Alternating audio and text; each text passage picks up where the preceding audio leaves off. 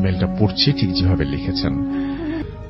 আচ্ছা, লিখছেন যে, হ্যালো রাসেল ভাই, আমি সম্রাট চক্রবর্তী ফ্রম কলকাতা, ইন্ডিয়া।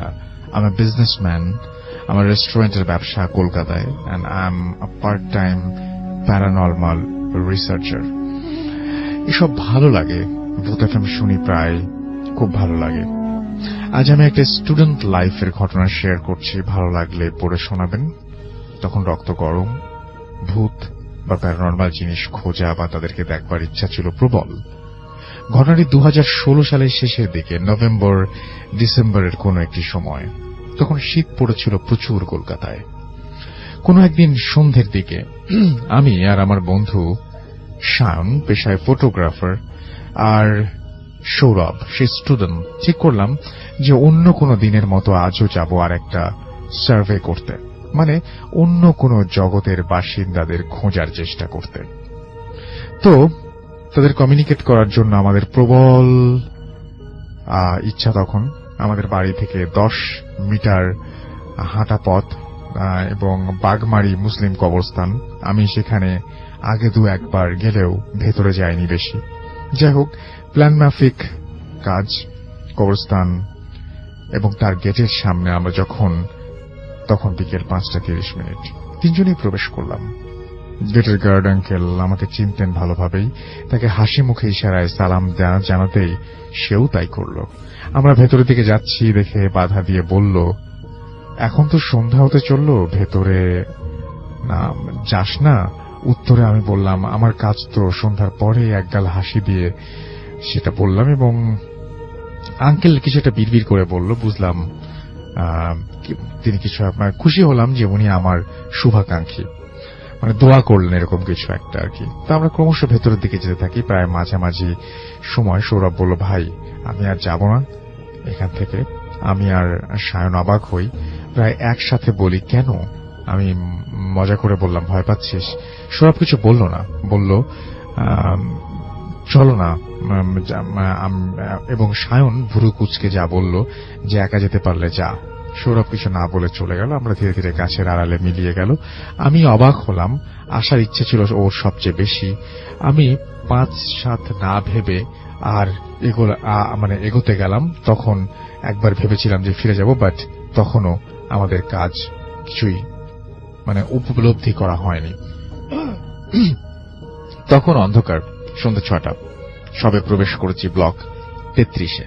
ব্লকগুলি বেশি বড় নয়।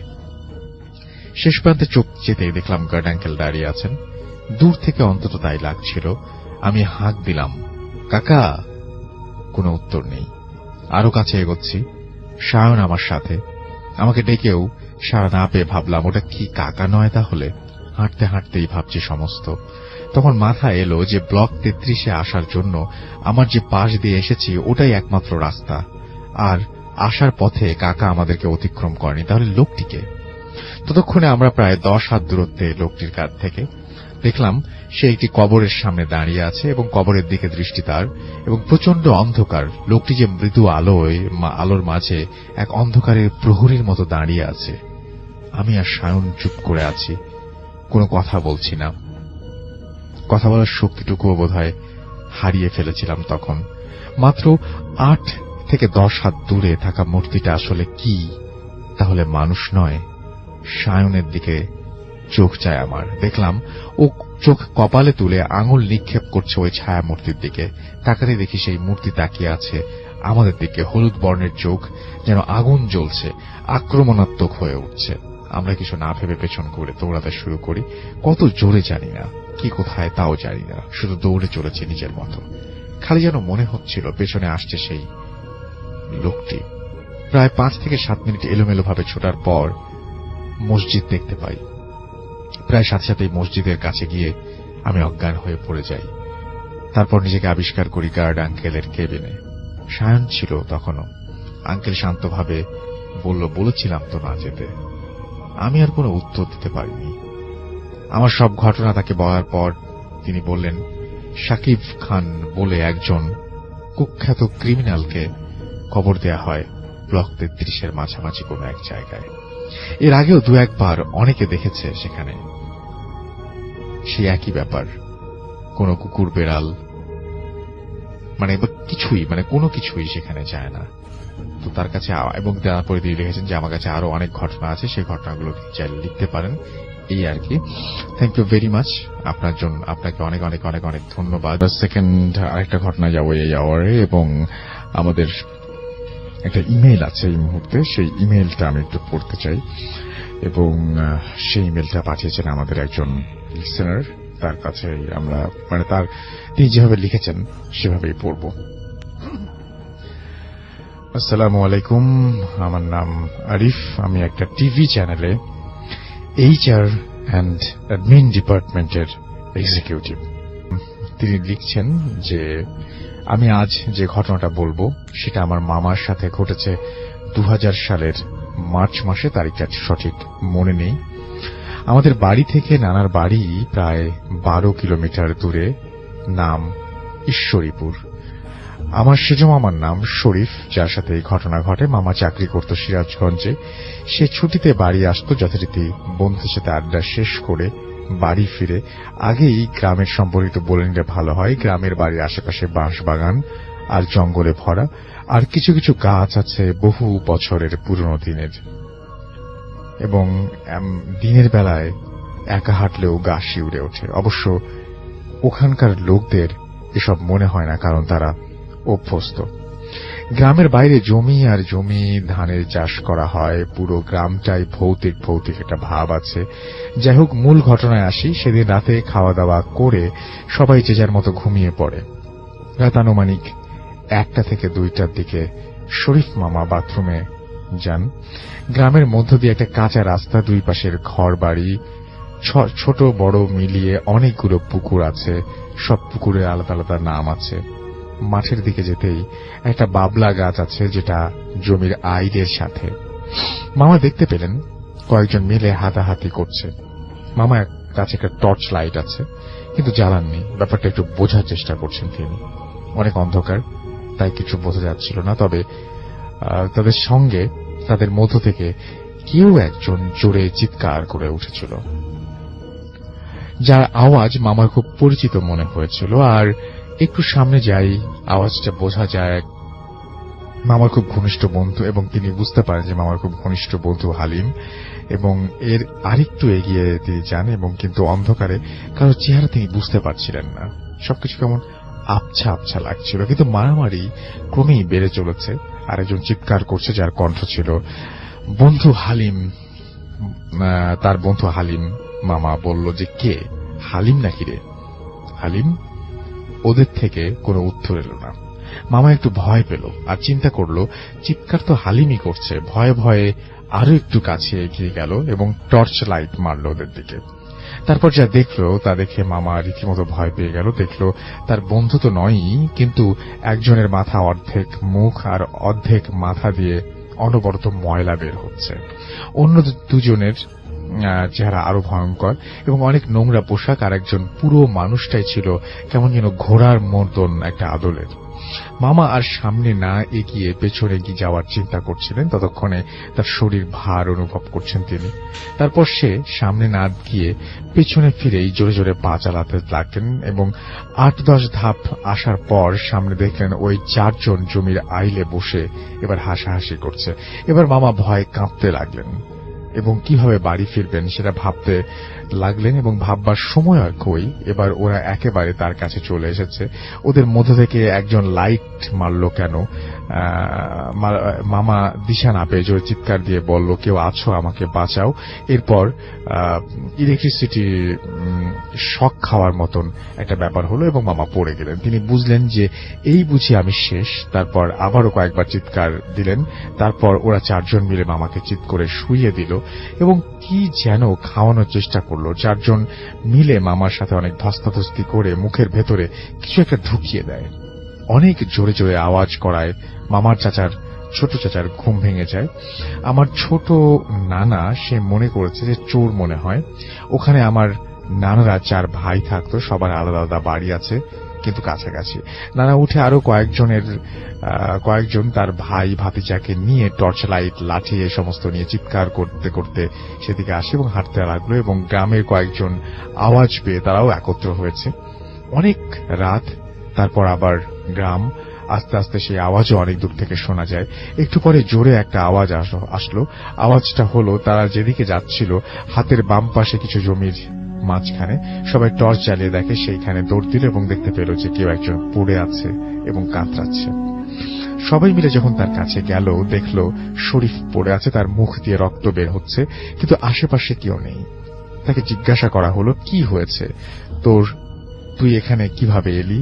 বলতে পারল না, তার জ্ঞানই ছিল না। কান্নাকাটির রোল পড়ে গেল।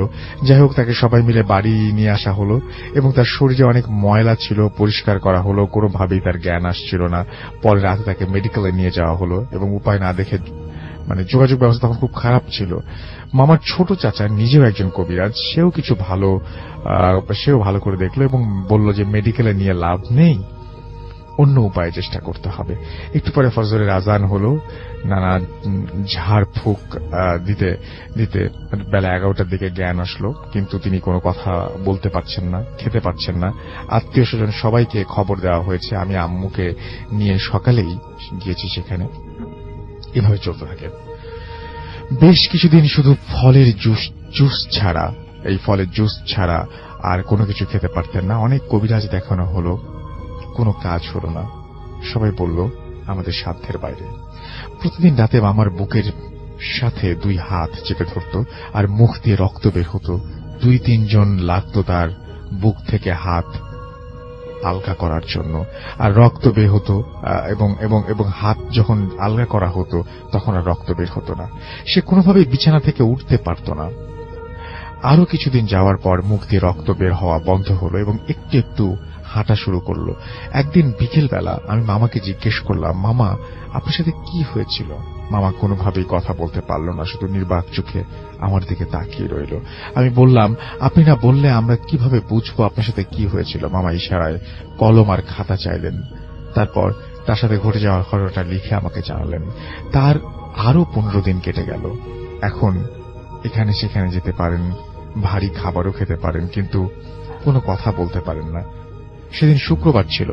ঈশ্বরীপুর মাঠে ফুটবল খেলা হচ্ছিল। সবাই খেলা দেখতে গিয়েছিল, মামাও খেলা দেখতে গিয়েছিলেন। খেলার এক পর্যায়ে মামাকে পাওয়া যাচ্ছিল না। যে জায়গায় বসে তিনি খেলা দেখছিলেন ওখানে তার স্যান্ডেল পড়ে আছে, কিন্তু মামা নেই। তারপর তাড়াতাড়ি করে সবাইকে জানিয়ে দেওয়া হলো এবং পরিচয় যারা পরিচিত আছে তারা সবাই খুঁজতে লাগলো। পুরো গ্রাম শেষ করে প্রখর রৌদ্র ছিল, সবাই ক্লান্ত, কিন্তু কোথাও পাওয়া গেল না। নানাদের বাড়ি থেকে 3-4 কিলোমিটার দূরে ফাঁকা মাঠের ভেতর পরিত্যক্ত একটা পুকুর পাড় ছিল। সেই পুকুর পাড়ে জঙ্গলে ভরা 3 জন আদিবাসী যারা সাঁওতাল এবং তারা চাষ করছিলেন ওই সময়, তারা মামাকে চিনতে পারলেন এবং মামা পুকুরে পাড়ে পড়ে আছেন, শরীরে গোলাপ আর শাপলা ফুলের পাপড়িতে ভরা ছিল। তারা 3 জন কাঁধে করে নিয়ে আসেন বাড়িতে এবং সেদিন রাতেই মামার ঘুমেই কাটলো। পরের দিন বিকেলে মামাকে জিজ্ঞাসা করলাম, আপনি ওখানে কিভাবে গেলেন? আবারও খাতা কলম নিয়ে আসা হলো এবং আমি দেখতে পাই শুধু বাতাস অনুভব করছি আর বিয়ের মতো বাজনা বাজছিল। সবার সামনেই আমি শূন্যের উপর ভাসতে লাগলাম। আমি 1 হাত পা দিয়ে ইশারা করলাম, কেউ আমাকে দেখতে পেল না। তারপর আমাকে উড়িয়ে নিয়ে কোথাও গেল এবং আমি বাসায় কিভাবে আসলাম কিছুই বুঝতে পারবো। এগুলো সব মামার কথা ছিল। এভাবে কেটে গেল আরো কিছুদিন। তারপর এক রাতে মামা একাই শুয়ে আছেন এবং বাড়ির দরজা জানালা সবকিছু বন্ধ। রাত আনুমানিক 1টা থেকে 1:30 মতো বাজে। হঠাৎ করে জানালা খুলে গেল। মামা কথা বলতে পারত না বলে চিৎকার দিতে পারল না, ভয়ে দৌড় দিল দরজা খোলার জন্য। ঠিক তখনই আওয়াজ আসলো যে যদি বাঁচতে চাস তাহলে আমার কথা শোন। মামা থামলো এবং জানালার পাশে গিয়ে তাকালো এবং দেখলো যে বিশাল বড় বড় মুখ ভর্তি দাড়ি, সাদা পাঞ্জাবি পরা বিশাল দেহের এক দরবেশ দাঁড়িয়ে আছে। মামা ভয়ে থরথর করে কাঁপতে লাগলো। সে বলল, আমাকে ভয় পাস না, আমি তোকে বাঁচাতে এসেছি। মামা কোনোভাবেই নিজেকে স্বাভাবিক করতে পারছিল না। সে দরবেশ বলল, আমি যেভাবে বলবো সেভাবে করলে তুই বেঁচে যাবি, আর যদি না পারিস তাহলে 6 মাসের মধ্যে তুই মারা যাবি। কোনো কবিরাজ ডাক্তার তোকে ভালো করতে পারবে না। মামা মাথা নাড়ল। ঠিক সে একটা পুকুরের ঠিকানা দিল। পুকুরের নাম বেদপুকুর। পুকুরের পাড়ে অনেক পুরনো গাছ আছে, বট গাছের মাঝখান দিয়ে তাল গাছ জোড়া লাগানো। ওইখানেই সেই দরবেশ থাকেন। এবং বললেন যে অবশ্যই রাতে যাবি বলে অদৃশ্য হয়ে গেলেন। তারপর থেকে মামার সেই জায়গায় প্রতিদিন যেতে লাগলেন এবং সেই দরবেশ মামার সাথে দেখা করত। কিছুদিন যাওয়ার পর সে বলল, তোর গলায় ওরা একটা গাছের শেকড় ঢুকিয়ে দিয়েছে, ওটা বের করতে না পারলে 6 মাসের মধ্যে তুই মারা যাবি। তবে শেকড়টা বের করার একটা উপায় আছে। উপায়টা হলো কোন একজন মেয়েকে দরকার হবে এবং এবং এবং আমি কিছু জিনিস দেব, যেভাবে বলবো সেভাবে করতে পারলে এই মুসিবত থেকে তুই রেহাই পাবি। তারপর আমরা কোন একজন মেয়েকে, যে কিনা অবিবাহিত, তাকে খুঁজতে শুরু করলাম এবং অবশেষে মামার অফিসের একটি মেয়ে, কেউ তো রাজি হতে চাচ্ছিল না, মামার অফিসের একটা মেয়ে রাজি হলেন এবং কোনো স্বার্থ ছাড়াই তাকে সিরাজগঞ্জ থেকে আনা হলো এবং দরবেশকে জানানো হলো। 2 দিন সময় নিল। 3য় দিন রাতে কিছু শেকড় ও চুল দিয়ে বালা তৈরি করে দিল। তারপর এই বালাটা সেই মামার বাম পায়ে বেঁধে রাখতে বলল 41 দিন। প্রতিদিন রাতে একটা করে তাকে বলল যে সে একটা তাকে সে যে ঘরে থাকবে সেই ঘরের বাইরে তাকে পাহারা দিতে হবে এবং এভাবে 41 দিন পাহারা দিতে হবে। যে 4 জন গলায় শিকড় ঢুকে আছে তিনি বলেছিলেন যে ঘরের ভিতরে শুয়ে থাকবি আর মেয়েটা পায়ের কাছে পাহারা দেবে।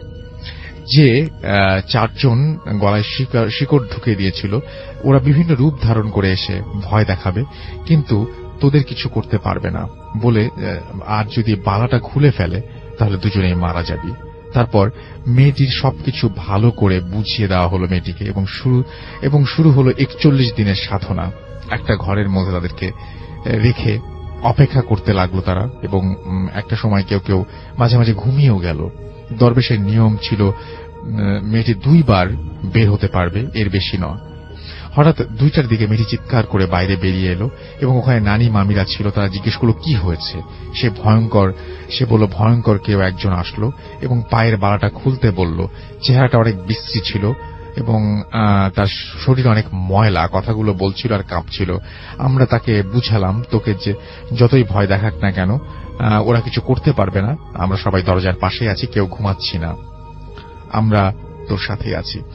এভাবেই চলতে থাকলো এই সাধনা এবং প্রতি রাতেই অনেক ভয় পেত ওরা দুজন এবং সবাই ভয় পেত এবং শেষ রাত্রে অনেক ভয়, শেষ রাত্রে কখনো সাপ, কুকুর, বাঘ এই সমস্ত দেখতো, গলাকাটা মানুষ, আরো অনেক ভয়ঙ্কর কিছু তারা দেখতো। 41 দিন সফলভাবে পার করার পর মামা সেই দরবেশের কাছে গেল। এবার সে একটা তীর ধনুক দিল, পায়ের বালা দিয়ে তীরটা পেঁচিয়ে দিল আর একটা পুকুরের ঠিকানা দিল। পুকুরের পাড়ে শনিবার রাত 12টার পর যাবি এবং কিছুক্ষণ পর দেখবি যে 4 জন ভয়ঙ্কর রূপ নিয়ে তোর দিকে আসছে, উনি বলছেন আর কি। এবং তারপরে তাদেরকে লক্ষ্য করে সেই তীরটা ছুটতে হবে এবং তীরটা অবশ্যই গায়ে লাগতে হবে, কোনোভাবে মিস করা যাবে না। এবং শনিবার রাতে দরবেশের কথা মতো সেই পুকুর পাড়ে মামা গেলেন এবং নির্দিষ্ট সীমানা থেকে গেলেন এবং মামা একাই গিয়েছিলেন। প্রায় 1.5 ঘন্টা পরে যখন দেখলেন যে পুকুরে আগুনের গোলার মতো আকাশের দিকে 4-5টা সেকেন্ড পরে সেই আগুনের গোলা মিলিয়ে গেল। এবার জোরে আল্লাহু আকবার বলে চিৎকার শুনতে পেলেন তিনি এবং শুনতে পেলাম আমরা, যারা দূরে ছিলেন তারা সবাই শুনতে পেলেন এবং আল্লাহু আকবার বলে খালি একটা শব্দ শোনা গেল এবং পুকুরে পাড়ে সবাই দৌড়ে গেল এবং গিয়ে দেখলো যে মামা পড়ে আছে, তার মুখ দিয়ে অল্প কিছু রক্তের ছোপ বের হচ্ছে এবং শিকড়টা গলায় যেটা ঢুকিয়েছিল সেটা বের হয়ে আছে। মামাকে ডাক দিতে মামা পানি চাইলো। খাওয়ার পর সবাই মিলে ধরাধরি করে আমরা বাসায় নিয়ে গেলাম এবং তখন আস্তে আস্তে কথা বলতে পারছিলেন মামা। পরের দিন দুপুরের পর থেকে তিনি ভালো করেই কথা বলতে শুরু করলেন। তারপর কয়েকদিন যাওয়ার পর মেয়েটি বাবা মাকে জিজ্ঞাসা করা হলো যে এই কাজের বিনিময়ে আপনারা কি চান এবং তারপর তারা কিছু চাননি। তারা বললেন যেহেতু আমার মেয়ে এখনো অবিবাহিত, তারা বিয়ের প্রস্তাব দিলেন এবং তাদের এবং মামা মামির দুজনের সম্মতিক্রমেই তাদের বিয়ে হয় এবং বর্তমানে তারা 1 ছেলে 2 মেয়েকে নিয়ে সুখী আছেন। শেষ করার আগে আপনাদের সবারকে জানিয়ে রাখি যে আপনাদের সবাইকে আরো একবার ধন্যবাদ এবং আশা করছি যে এই ঘটনাটি সবার ভালো লাগবে। এই ছিল ঘটনা। আসসালামু আলাইকুম প্রিয় লিসেনার, আশা করি সকলে ভালো আছেন। আমি আহমেদ আজকে আবারও আপনাদের জন্য আরো একটি লোমহর্ষক ভয়ঙ্কর ঘটনা নিয়ে হাজির হয়েছি। আশা করছি আজকের এই ঘটনাটিও আপনাদেরকে এক অন্যরকম ভয়ের শিহরণ দেবে। তো চলুন কথা না বাড়িয়ে চলে যাই আজকের ঘটনায়। আজকের এই ঘটনাটি জামালপুর থেকে মোহাম্মদ রাকিব ভাই পাঠিয়েছেন। এই ঘটনাটি উনি ওনার এক আত্মীয়র কাছে শুনেছিলেন। এই ঘটনাটি ঘটে ওনার ওই আত্মীয়র এক বন্ধুর সাথে। আর এই রাকিব ভাই জানিয়েছেন ওনার আত্মীয়র ওই বন্ধুর আসল নাম পরিচয় শেয়ার করা সম্ভব না, এই কারণে আমরা তার একটি ছদ্মনাম ব্যবহার করছি। এই ঘটনাটি যার সাথে ঘটে ওনার নাম রইজ মিয়া এবং তার বন্ধু তারা মিয়ার সাথে। এই রইজ মিয়া আর তারা মিয়া তখন উঠতি যুবক ছিলেন। এই রইজ মিয়া কিছুটা শান্ত স্বভাবের মানুষ হলেও তারা মিয়া ছিল খুবই ডানপিটে এবং খুব দুষ্ট একজন লোক। গ্রামের মানুষজন তারা মিয়ার প্রতি খুব বিরক্ত হলেও এই তারা মিয়ার কোনো কিছুই যেতে আসতো না। এই রইজ উদ্দিন আর তারা মিয়া তারা দুইজন সবসময় একই সাথে থাকতো। আর সেই সুবাদেই এই তারা মিয়া একদিন এই রইজ উদ্দিনকে প্রস্তাব দেয় যে তারা জাদু মন্ত্র শিখবে। এই রইজ উদ্দিনও তার প্রস্তাবে রাজি হয়ে যায়। এখন তারা জাদুমন্ত্র শেখার জন্য একজন ভালো তান্ত্রিকের সন্ধান করতে থাকে, মানে কবিরাজ আর কি। তো এইভাবে বেশ কিছুদিন সন্ধান করার পরে তারা একটি বড় কবিরাজের সন্ধান পেয়েও যায়। তারপরে তারা দুইজনে ওই কবিরাজের কাছে গিয়ে অনুরোধ করলেন যে তারা কবিরাজি শিখবে। তখন ওই কবিরাজ তাদেরকে এক বাক্যে নিষেধ করে দেয়। কারণ হিসাবে কবিরাজ তাদেরকে বলেন যে আমি তোমাদেরকে চিনি না, জানি না, আমি তোমাদেরকে কিভাবে কবিরাজি শিখাবো। আর এই কবিরাজি শিখতে হলে নিজেদেরকে প্রমাণ দিতে হয়, মানে প্রমাণ করতে হয়। মানে কবিরাজ বলেন যে তাদের কবিরাজি শিখতে হলে আগে নিজেদেরকে প্রমাণ করতে হবে। যদি তারা নিজেদেরকে প্রমাণ করতে পারে তাহলেই একমাত্র কবিরাজ তাদেরকে কবিরাজি শিখাবেন। এই শর্ত তাদেরকে দিয়ে দেন। তারা এক বাক্যে কবিরাজের সেই শর্তে রাজি হয়ে যায়। তারা যখন রাজি হয়ে গেল তখন কবিরাজ তাদেরকে জানালেন যে আসছে পূর্ণিমার রাতে তাদের গ্রামের একটি শ্মশানে গিয়ে ওইখান থেকে একটি গরুর শিংয়ের মধ্যে একটি সাদা কাপড় বেঁধে রাখা দেখবে, ওই কাপড়টি তাদেরকে নিয়ে আসতে হবে। কবিরাজ তাদেরকে এই বলে সাবধানও করে দেয় যে ওই গরুটা কিন্তু কোনো সাধারণ গরু নয়। ওই গরুর কাছ থেকে এই সাদা কাপড়টা কিন্তু এর আগে আরো অনেক মানুষ আনতে গিয়েছিল, কিন্তু যারা ব্যর্থ হয়েছে তাদের পরিণতি কিন্তু একদমই ভালো হয়নি। এই কারণে তাদেরকে সাবধান করে দেন এবং বলে দেন যে করেই হোক তোমাদের কিন্তু ওই কাপড়টি আনতেই হবে, আর তা না হলে তোমাদের কবিরাজি শিখানো যাবে না। আর যদি তোমরা কাপড়টি স্বাভাবিকভাবে আনতে পারো তাহলেই একমাত্র তোমাদেরকে কবিরাজি শিখানো হবে। আর যদি তোমরা কোনোভাবে ওই কাপড়টি আনতে ব্যর্থ হয়ে যাও তাহলে তোমরা আর আমার কাছেই আসবে না, ওই দিক দিয়েই তোমরা বাড়িতে চলে যাবে। এই শর্তে তারা রাজি হয়ে যান। তারা চিন্তা করেন আমরা ওই কাপড়টি আনতে পারলেই হয়। এরপরে কবিরাজ ওই কাপড়টি দিয়ে যা মন চায় তা করুক, তাতে আমাদের কি। তো এই চিন্তা করে ওনারা রাজি হয়ে যায়। এরপরে কবিরাজ বললেন যে আগামী পূর্ণিমার দিন তোমরা একটি জীবিত পেঁচা এবং কিছু ছোলা বুট নিয়ে আমার কাছে হাজির হবে। তো কবিরাজের কথা মোতাবেক একটি জীবিত পেঁচা এবং কিছু ছোলা বুট নিয়ে তারা ওই পূর্ণিমার রাতে কবিরাজের কাছে হাজির হয়ে গেলেন।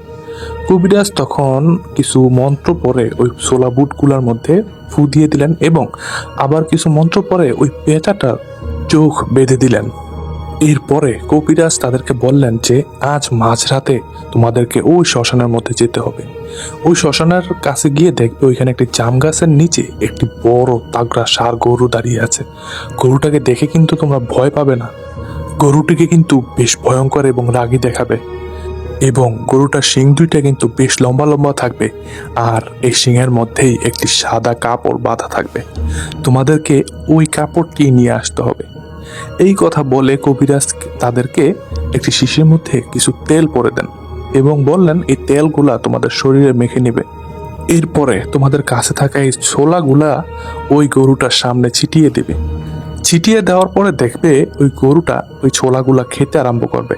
তখন তোমাদের মাঝে কেউ একজন গরুটার পিছন দিক থেকে গিয়ে কোনোভাবে শিং থেকে ওই সাদা কাপড়টা খুলে তারপরে ওইখান থেকে সরে আসবে। যখন তোমরা পিছন ফিরে সরে আসতে নিবে তখন দেখবে গরুটা তোমাদের পিছনে পিছনে বেশ গর্জন করে উঠবে। তোমরা কিন্তু ভয় পেও না, তোমরা দৌড়ে ওইখান থেকে চলে আসার চেষ্টা করো। যদি দেখতে পাও গরুটা তোমাদের পিছনে পিছনে দৌড়ে আসছে তখন তোমরা একটা কাজ করবে, তোমাদের সাথে থাকার এই পেঁচাটার চোখ খুলে একজন ওই গরুটার দিকে ধরবে। তখন দেখবে গরুটা কিছুটা পিছনে সরে গেছে। তখন আরেকজন কি করবে, ওই ছোলাগুলা গরুটার সামনে আবারও ছিটিয়ে দিবে। তখন দেখবে গরুটা আবার ছোলা খাওয়া শুরু করছে। তখন তোমরা ওইখান থেকে তাড়াতাড়ি করে চলে আসবে। মনে রেখো, যদি কোনোভাবে গরুটা তোমাদের কাছে চলে আসতে পারে তাহলে কিন্তু তোমরা দুইজনের একজনও ওইখান থেকে আর বেঁচে আসতে পারবে না। এই কথা কবিরাজ তাদেরকে বলে দেন। এরপরে তারা রাত 12টার দিকে আনুমানিক ওই শ্মশানের উদ্দেশ্যে রওনা শুরু করলেন। ওনারা রাস্তা দিয়ে হাঁটছেন আর ভাবছেন ওই দিকে দিনের বেলাও কেউ সহজে যেতে চায় না, আর তারা এত রাতে ওই দিকে যাচ্ছেন। যাই হোক, ওনারা পথিমধ্যে আর কোনো সমস্যা সম্মুখীন হননি। একটা পর্যায়ে ওনারা শ্মশানের কাছে চলে যান। ওইখানে গিয়ে ওনারা কোনো কিছুই দেখতে পান না। ওইখানে বেশ কিছুক্ষণ অপেক্ষা করার পরে হঠাৎ তারা দেখতে পান শ্মশানের দক্ষিণ দিকে জাম গাছটার নিচে একটি বড় আকৃতির সাদা গরু ওইখান দিক দিয়ে বের হয়ে আসছে। তারা কিন্তু চাঁদের আলোয় দেখতে পাচ্ছিলেন গরুটা বেশ বড় ছিল, আর এই গরুটার একটা শিংয়ের মধ্যে সাদা একটি কাপড় বেঁধে রাখা ছিল। আর ওই গরুটা জাম গাছের নিচে এসে ওইখানে বসে পড়লো। গরুটা যখন ওইখানে বসে পড়লো তখন তারা দুইজন ওই গরুটার কাছে যায়। কাছে যাওয়ার পরে গরুটা তাদের দিকে এক দৃষ্টিতে চেয়ে থাকলো। গরুটার বর্ণ মানে গায়ের রং সাদা হলেও গরুটার চোখ দুইটা কিন্তু ভীষণ লাল রঙের ছিল। দেখেই কিন্তু বোঝা যাচ্ছে এটা কোনো স্বাভাবিক গরু নয়। ভয়ে ওনাদের শরীর একদম শিরশির করতে শুরু করলো। একটা পর্যায়ে তাদের মধ্যে থাকা একজন গরুটার সামনে কিছু ছোলা বুট ছুঁড়ে মারলো। গরুটা তখন বসা থেকে উঠে ওই ছোলা বুট খেতে আরম্ভ করলো। আর যখনই গরুটা ছোলা বুট খেতে আরম্ভ করলো তখনই এই তারা মিয়া গরুটার পিছন দিক থেকে গিয়ে গরুটার শিঙে বাঁধা কাপড় ধরে দিল এক হেঁচকা টান। কিন্তু ভাগ্যের কি নির্মম খেলা, তার এই টানে গরুর শিং থেকে ওই কাপড়টা ছুটে আসলো না। আর তখনই ওই গরুটা ছোলা বুট খাওয়া বাদ দিয়ে ঘাড় ঘুরিয়ে এই তারা মিয়ার দিকে তাকায়। এই দৃশ্য দেখে তারা মিয়া ওইখান থেকে দিয়েছেন এক দৌড়। তারা মিয়ার এই দৌড় দেখে রোজ মিয়াও দিয়েছেন তারা মিয়ার পিছনে পিছনে দৌড়। দুইজন দৌড়াচ্ছেন, তারা শব্দ শুনতে পাচ্ছেন পিছনে, তাদের পিছনে খুরের টকবক টকবক শব্দ আর ওই গরুটার ভয়ানক এক গর্জন। আর সেই সাথে মনে হচ্ছে আশেপাশে বেশ ভয়ঙ্কর ঝড় শুরু হয়েছে। ওনারা দৌড়াচ্ছেন, আশেপাশে বেশ ঝড় হচ্ছে, আর মনে হচ্ছে গরুটা তাদের একদমই কাছে, মানে তাদের পিছনে একদমই কাছে চলে এসেছে। তখন উনি ওই ব্যাগ থেকে পেঁচাটাকে বের করে গরুর দিকে ঘুরে ওই পেঁচাটাকে সামনে ধরেছেন। পেঁচাটাকে গরু দেখে এক ভয়ানক চিৎকার দিয়ে পিছনের দিকে সরে গেল। আর গরুটা যখন পিছনের দিকে সরে গেল তখন ওই তারা মিয়া তার কাছে থাকা কিছু ছোলা বুট ওই গরুটার সামনে ছুঁড়ে মারলেন। তখন ওই গরুটা আবার শান্ত হয়ে গেল আর ওই ছোলা বুট খেতে শুরু করলো। তখন এই রোহিত মিয়া তারা মিয়া তারা একটু সময় পেল, তারা কি করলো, এক দৌড়ে ওইখান থেকে চলে আসলো, মানে গরুটাকে অনেক পিছনে ফেলে চলে আসলো। এর কিছুক্ষণ পরে ওনারা ওই শ্মশানের এরিয়াটা পার করে ওনাদের গ্রামের যেই এরিয়া এখানে চলে আসলো। আর চলে আসার পরে ওনারা আবার সেই গরুর ওই গর্জন শুনতে পায়। আর সেই সাথে মনে হচ্ছে পিছনের যে গাছপালাগুলো ছিল ওইগুলা ভেঙে দুমড়ে মুচড়ে কোনো একটা কিছু তাদের দিকে আবার এগিয়ে আসছে। এর মধ্যেই ওনারা দেখতে পান ওই গরুটা ভয়ানকভাবে দৌড়ে লাফিয়ে লাফিয়ে ওনাদের দিকে ছুটে আসছে। ওনারা তখন তাড়াতাড়ি করে ওই ওদিকেরই একটা বাড়ির ভিতরে ঢুকে যান। যখন ওনারা বাড়ির ভিতরে ঢুকে যান তখন ওনারা দেখতে পান গরুটা একটা নির্দিষ্ট দূরত্বে দাঁড়িয়ে ওই জায়গায় লাফালাফি করছে আর ফোঁস ফোঁস শব্দ করছে। ওনারা তখন বুঝতে পারলেন গরুটা ওই পর্যন্তই থাকবে, এদিকে আর আসবে না। একটা পর্যায়ে ওনারা কি করলেন, ওইখান থেকে ওনারা যে যার বাড়িতে চলে যান। ওনারা যে যার বাড়িতে চলে যাওয়ার পথে আর কোনো সমস্যা হয়নি। এরপরে এই রোহিত মিয়া উনি এই ভয়ানক দৃশ্য দেখার পরে উনি চিন্তা করেন উনি আর কবিরাজি শিখবেন না। ওই রাতে উনি যে ভয়ঙ্কর দৃশ্যের সম্মুখীন হয়েছেন এরপরে আর ওনার এই কবিরাজি শিখার কোনো আগ্রহই নেই। কিন্তু এই তারা মিয়া নাছর বান্দা, এই তারা মিয়া এরপরে কোনো একটা দিন সময় করে সেই কবিরাজের বাড়িতে চলে যান। কবিরাজকে গিয়ে ওই রাতের সমস্ত কথা খুলে বলেন। কবিরাজ তখন এই তারা মিয়ার সাথে বেশ রাগারাগি করেন, কারণ তার দেওয়া যে জিনিসপত্রগুলো ওনারা ঠিক মতো ব্যবহার করতে পারে নাই, তার একটা সুযোগ নষ্ট হয়ে গেল। এই কারণে তারা কবিরাজ বেশ রাগারাগি করলো তারা মিয়ার সাথে। এরপরে কবিরাজ বলল, ওই রাতে যদি তোরা সাহস করে পেঁচাটাকে পিছন দিকে না ফিরাতি তাহলে ওই রাতে ওইখান থেকে তোরা আর বেঁচে ফিরে আসতে পারতি না। যাই হোক, কবিরাজ তারা মিয়াকে সাপ জানিয়ে দেয় কবিরাজ আর তারা মিয়াকে কবিরাজি শিখাবে না। তারা মিয়া যেন কবিরাজের আর আশেপাশেও না আসে এই বলে সাবধান করে দেয়। কিন্তু তারা মিয়া তো নাছর বান্দা। এই তারা মিয়া কবিরাজের পিছনে পিছনে ঘুরঘুর করতে থাকেন। বেশ কিছুদিন ঘুরঘুর করার পরে কবিরাজ এই তারা মিয়াকে আরো একটা সুযোগ দেন। কবিরাজ তারা মিয়াকে বললেন যে পাশের গ্রামেই একটা মেয়ে সুইসাইড করেছে, যদি সে ওই মেয়ের মাথাটা কবিরাজকে এনে দিতে পারে তাহলে তাকে কবিরাজি শিখাবে, আর যদি সে এইবার কোনো কারণে ব্যর্থ হয় তাহলে যেন সে আর কবিরাজের ধারে কাছেও না আসে। তারা মিয়া তো এক কথায় রাজি হয়ে গেল। এরপরে তারা মিয়া আবার রহিজ মিয়ার কাছে গিয়ে সমস্ত কথা খুলে বলল।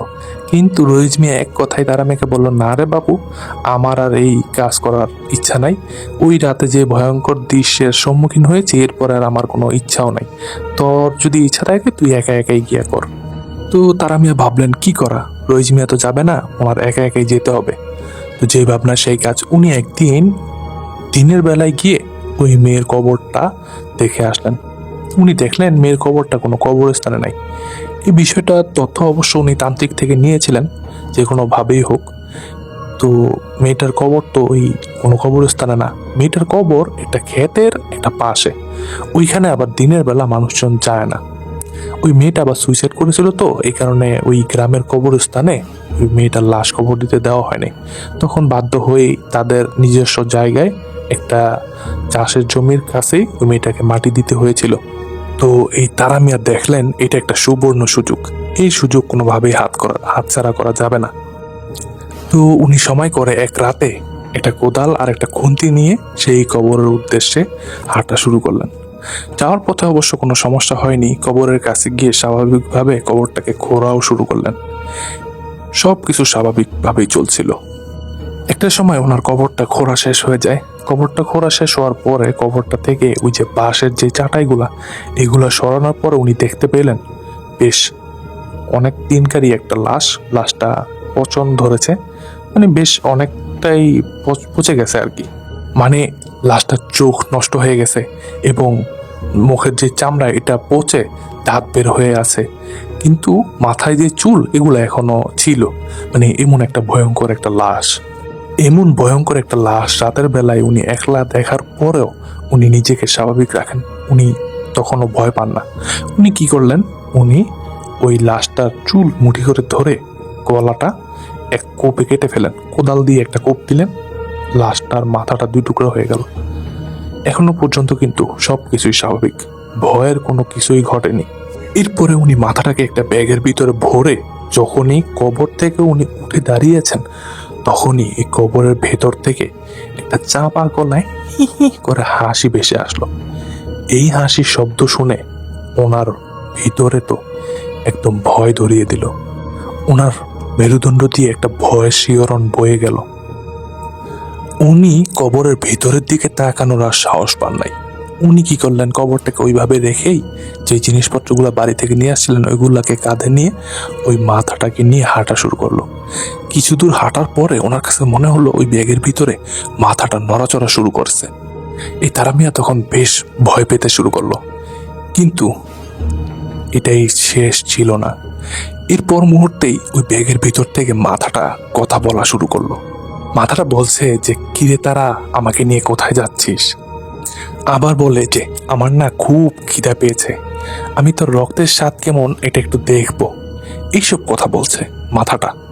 আবার কখনো কখনো বিদঘুটে ভাবে হেসে ওঠে, আবার কখনো কখনো করুণ ভাবে কান্না করতে থাকে, আবার বেশ ভয়ঙ্কর ভয়ঙ্কর কথা বলতে থাকে। তারা মিয়া বেশ ভয় পাচ্ছে, কিন্তু ওই মাথাটাকে উনি হাতছাড়া করছে না। উনি একটা সময় কবিরাজের বাড়ির দিকে দৌড়ানো শুরু করেন। একটা পর্যায়ে মনে হচ্ছিল উনি অজ্ঞানী হয়ে যাবেন, কিন্তু নিজেকে সংযত রেখে কবিরাজের বাড়ির দিকে দৌড়াতে শুরু করেন। মাথাটা কিন্তু ওই ব্যাগের ভিতরে লাফাচ্ছিল, নড়াচড়া করছিল, আর বিভিন্ন ধরনের কথা বলছিল। আমাকে ছেড়ে দে, যেখান থেকে নিয়ে আসছিস সেখানে আমাকে রেখে আয়, আমাকে দিয়ে আয় ওইখানে। নানান রকমের কথা বলছিল ওই মাথাটা। তো একটা পর্যায়ে এই তারা মিয়া উনি দৌড়াতে দৌড়াতে সেই কবিরাজের বাড়িতে চলে যান। তারা মিয়ার সাথে কিন্তু শুধু এই মাথাটাই ভয়ানক কথা বলছিল আর কখনো হাসি কান্না করছিল, কিন্তু আশেপাশে কিন্তু কোনো সমস্যা হয়নি। মানে ওই যে ঝড় তুফান উঠে যায়, ভয়ানক কোনো কিছু দেখা যায় বা গাছপালা ভেঙে যায়, এরকম কোনো সমস্যা হয়নি। তো যাই হোক, কবিরাজের বাড়িতে যাওয়ার পরে কবিরাজ এই তারা মিয়াকে দেখেই বুঝতে পারেন যে তারা মিয়া সফল হয়েছে। ব্যাগের ভিতরে ওই মাথাটা কিন্তু তখনও নড়াচড়া করছিল, লাফালাফি করছিল। তো ওই তারা মিয়ার কাছ থেকে ওই ব্যাগটা কবিরাজ নিয়ে কিছু একটা মন্ত্রতন্ত্র পরে ব্যাগটার দিকে ফু দেওয়ার পরেই সাথে সাথে ওই ব্যাগটা একদম স্বাভাবিক হয়ে যায়, শান্ত হয়ে যায়। এরপরে ওই রাতেই কবিরাজ এই তারা মিয়াকে তার শিষ্য হিসাবে গ্রহণ করেন। আর এর পরের দিন কবিরাজ এই তারা মিয়ার সামনেই ওই মাথাটাকে পরিষ্কার করেন। ওই মাথাটার মধ্যে অনেক পচা গলা গোস্ত, মানে মাংস লেগেছিল, অনেক বিট ঘুরেছিল, ওইটাকে ভালো করে পরিষ্কার করেন। যাই হোক, এরপরে এই তারা মিয়া ওই কবিরাজের কাছে 12 বছর মানে এই কবিরাজি শিখেছিলেন। প্রায় 1 যুগ তার কাছ থেকে উনি এই কবিরাজি শিখছিলেন। এখন কিন্তু এই তারা মিয়া ওই জামালপুর এলাকার বেশ নাম করা একজন কবিরাজ। ওনার আসল নাম বললেই অনেকেই চিনে ফেলবেন, এই কারণে ওনার আসল নাম আমরা শেয়ার করছি না। এই রাকিব ভাই জানিয়েছেন এই রাকিব ভাইয়ের বোনের জামাই আর ওই তারা কবিরাজ নাকি অনেকটাই মানে কাছাকাছি বন্ধুর মতো। তো একবার এই রাকিব ভাই ওনার বোনের জামাইয়ের সাথে সেই তারা কবিরাজের বাড়িতে গিয়েছিলেন। তখন নাকি তারা কবিরাজ বলেছিল যে ছোট ভাইকে সাথে করে নিয়ে এসেছিস, কিছু তো খেতে দিতে হয়। তখন নাকি ওই একটা মাথার খুলির উপরে একটা হাড় দিয়ে একটু ঘুরান দেন, মানে পুরা মাথাটার চারোপাশে হাড়টা ঘুরান দেন, তখন নাকি ওই মাথাটার খুলির ভিতরে খড়খড় খড়খড় শব্দ হতে থাকে। আর এরপরেই নাকি ওই মাথার খুলির ভিতর থেকে ঝরঝর করে মুড়ি বের হতে থাকে। দেখে মনে হচ্ছিল যেন সদ্য ভাজা কড়কড়া মুড়ি। এইটা দেখে এই রাকিব ভাই বেশ অবাক হয়েছিলেন। তো এই ব্যাপারটা শোনার পরে বোঝা যায় এই তারা মিয়া কত বড় রকমের একটা কবিরাজ হয়েছিলেন। যাই হোক, এই রাকিব ভাই জানিয়েছেন এই ঘটনাটা উনি সংক্ষিপ্ত আকারে লিখে পাঠিয়েছেন, মূল বিষয়গুলো উনি পাঠিয়েছেন, সব কিছু উনি খুলে বলেন নাই। তো যাই হোক, উনি কিন্তু বেশ চমৎকার একটি ঘটনা পাঠিয়েছেন। ঘটনাটা বেশ দুর্দান্ত লেগেছে আমার কাছে। আর রাকিব ভাইকে ধন্যবাদ জানাচ্ছি এত সুন্দর একটি ভয়ঙ্কর ঘটনা আমাদেরকে শেয়ার করার জন্য। আশা করছি ভবিষ্যতে আপনার ঘটনা আমরা পাবো। তো প্রিয় লিসেনার, কেমন লাগলো ঘটনাটি? অবশ্যই কিন্তু আপনারা আপনাদের মন্তব্য জানাতে ভুলবেন না। আমাদের এই ভিডিওর কমেন্ট বক্সে আপনারা কমেন্ট করতে পারেন, অথবা আমাদের একটি ফেসবুক গ্রুপ আছে, সেখানে গিয়েও আপনারা এই ঘটনার রিভিউ দিতে পারেন। এই ঘটনা কেমন লাগলো তা জানিয়ে একটি পোস্ট আকারে আপনারা সেই গ্রুপে পোস্ট করতে পারেন। আর আপনারা কি ধরনের ঘটনা শুনতে চান সেই বিষয়ে আপনারা জানাতে পারেন। তো প্রিয় লিসেনার, এই ছিল আজকের আয়োজন। আর আপনাদের সাথেও যদি এমন কোনো ভয়ঙ্কর ঘটনা ঘটে থাকে, অথবা আপনাদের জানাশোনা এমন কোনো ভয়ঙ্কর ঘটনা থেকে থাকে, তাহলে কিন্তু আমাদের সাথে শেয়ার করতে পারবেন। আমাদের সাথে ঘটনা শেয়ার করতে পারবেন লিখে অথবা রেকর্ড করে আমাদের হোয়াটসঅ্যাপ নাম্বারের মাধ্যমে। আমাদের হোয়াটসঅ্যাপ নাম্বারটি নিচে ডেসক্রিপশন বক্সে দিয়ে দেওয়া আছে। তো প্রিয় লিসেনার, আজকের মতো বিদায় নিচ্ছি। সকলেই ভালো থাকুন, আমার জন্য দোয়া করবেন, আমার পরিবারের জন্য দোয়া করবেন। আমিও আপনাদের সকলের জন্য দোয়া করছি। আল্লাহ আপনাদেরকে ভালো রাখুক, সুস্থ রাখুক এবং নেক হায়াত দান করুক। যাওয়ার আগে আরেকটা ছোট্ট অনুরোধ সকলের কাছেই, যারা এখন আমার চ্যানেলটিকে সাবস্ক্রাইব করেননি, এই পর্যন্ত যারা ভিডিওটা দেখছেন বা ঘটনাটি শুনছেন, অবশ্যই তারা আমার চ্যানেলটিকে সাবস্ক্রাইব করে দিবেন এবং আমাদের সাথে থাকবেন। কারণ প্রতিনিয়ত আপনাদের জন্য আমি ভয়ঙ্কর লোমহর্ষক ঘটনা নিয়ে হাজির হয়ে থাকি। প্রতি বৃহস্পতিবার, শনিবার এবং সোমবার ঠিক রাত 10টায় আপনাদের সামনে এরকম ভয়ঙ্কর ঘটনা নিয়ে হাজির হই। তো প্রিয় লিসেনার, আজকের মতো বিদায় নিচ্ছি। সকলে ভালো থাকুন। আল্লাহ হাফেজ।